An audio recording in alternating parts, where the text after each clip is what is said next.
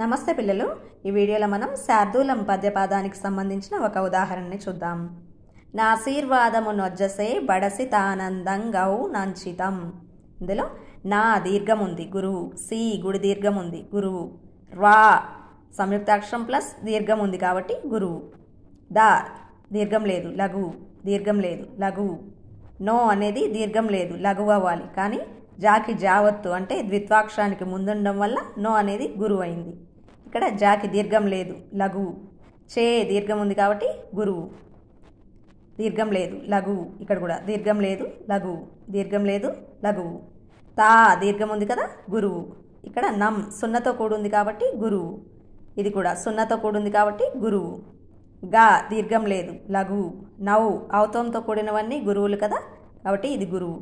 నం సున్నతో కూడింది కాబట్టి గురువు. చి దీర్ఘం లేదు, లఘువు. తం సున్నతో కూడింది కాబట్టి గురువు.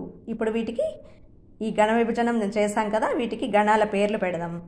యమాతార జబాన సలగంని తీసుకోండి. గురువు గురువు గురువు, 3 గురువులు ఉన్నది ఏమవుతుంది? గురువు గురువు గురువు ఉంటే మగణం. లఘువు లఘువు గురువు ఉంటే సగణం. లఘువు లఘువు గురువు, చూసారా, సాగణం అవుతుంది. లఘువు గురువు లఘువు ఉంటే అది జగణం. లఘువు గురువు లఘువు, జగణం. 3 అక్షరాలకి జగణం కదా. లఘువు లఘువు గురువు ఇందాకలాగే సగణం అవుతుంది. లఘువు లఘువు గురువు ఉంటే సాగణం. గురువు గురువు లఘువు వచ్చిందనుకోండి, అది తగణం అవుతుంది. గురువు గురువు లఘువు, తగణం. చూసారా, ఇక్కడ కూడా సేమ్. చివరి గురువు గా గణం అవుతుంది.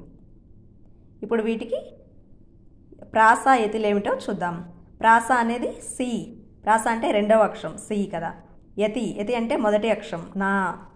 యతిమైత్రి యతిమైత్రి 1వ అక్షరానికి 13వ అక్షరానికి యతిమైత్రి చెల్లుతుంది అనుకున్నాం కదా. 13వ అక్షరం ఏముంది? నం. అది. ధన్యవాదములు.